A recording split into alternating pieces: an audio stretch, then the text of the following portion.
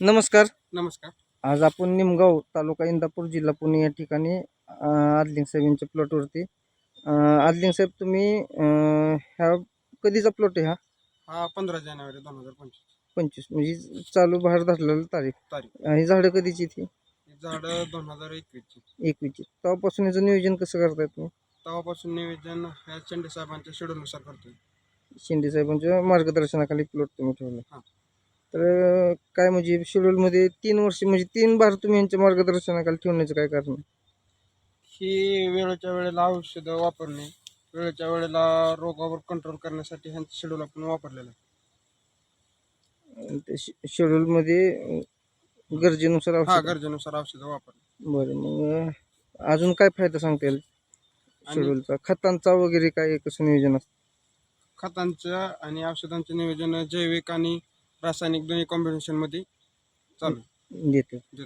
बेसळमध्ये काय म्हणजे रासायनिक वापरतात जैविक? जैविक जैविक जैविक ड्रिप द्वारे जैविक आणि फवारणीला रासायनिक. रासायनिक. आणि खतामध्ये बेसळ डोस म्हटलं तर तो पण जैविकचा हा, असतो. जैविक जैविकचा डोस देतात. आणि तेलकट आता आज तारीख आहे बघा 19 जुलै 2025. ह्या वर्षी तेलकटसाठी काय तुम्हाला अनुभव सांगता येईल? तेलकटचा एकही म्हणजे फळ आढळलेलं नाही आपल्याला. एकही फळ आढळलं नाही. वातावरण खराब असताना सुद्धा एकही फळ आढळलं नाही. वर्षी आणि पूर्णपणे ह्या बागाला पूर्णपणे बेसळ डोस पासून जे ड्रिपची खत आहेत सगळं जैविकच आहे. ड्रिपची सगळी खतं बेसळ डोस सुद्धा जैविक जैविकच आहे. बरं. आणि स्प्रे मध्ये सुद्धा जिथं गरजेचं असेल गरजेचं आहे तिथं जैविक गेलंय, कुठं गरजेचं तिथं रासायनिक, असं कॉम्बिनेशन करूनच आपण त्यांना शेड्यूल पुरवतोय. आज जवळपास 3 बहार झाले तुम्ही ह्यांच्या मार्गदर्शनाखाली. म्हणजे तुम्हाला असं कधी वाटलं नाही की नको आता ह्या वर्षी 3रं वर्ष बऱ्यापैकी तुम्हाला अनुभव आला, औषधांची माहिती झाली, तर बाग त्यांच्या मार्गदर्शनाखाली द्यावी नाही द्यावी का स्वतःला ठेवावी असं?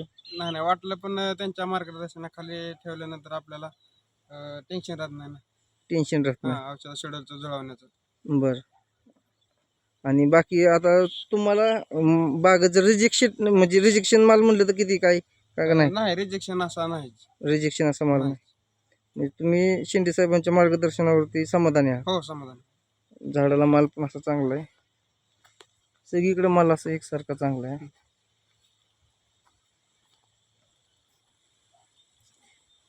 इतर शेतकऱ्यांसाठी काय तुम्ही एक संदेश म्हणजे काय, आता चालू वातावरणात तेलाचा ह्या वर्षी जास्त प्रॉब्लेम आला या, आता मग काय तुम्ही काय लोकांसाठी एक सल्ला सांगा? इतर शेतकऱ्यांनी बी हे शिंदे साहेबांचं शेड्यूल वापरावं. त्यांची फी एकरी 10,000 रुपये आहे. 10,000 रुपये. पण 10,000 गेलं तरी काय म्हणजे 10,000 गेले तरी काय नाही, तसं आपलं 50-60 हजार रुपये वाढतं. बरं. आणि जिथं गरजेचं जैविकचं बरं, जमिनीचं म्हणजे ते जैविकचं टोटली जैविक जैविक, त्यामुळे जमिनीची सुपीकता चांगली राहते. त्यामुळे झाडाच्या अंगात रोगप्रतिकार शक्ती चांगली वाढते. ठीक आहे. एकदा तुमचं नाव आणि मोबाईल नंबर सांगा. नाव बापू विठ्ठल आदले, मोबाईल नंबर 976763 बरं. आणि एक दुसरं, ह्यांच्या शेड्यूल मध्ये तेलकट येतच नाही असं का ऐकण्यात आलंय, ते खरं आहे का? म्हणजे तुम्ही अनुभवले का ते? हो, अनुभवले. नाही, तेलकट हा आलाच नाही तुमच्या प्लॉटला. बाकी सगळीकडे तुम्हाला जाणवतं? बाकी सगळीकडे आहे, पण तुम्हाला प्लॉट मध्ये नाही तेलकट असं जाणवलं नाही. ठीक आहे. तुमचं एकदा शिंदे साहेब नाव आणि मोबाईल नंबर. माझं नाव शिंदे जनार्दन, माझा मोबाईल नंबर 97 62 58 68 57. धन्यवाद.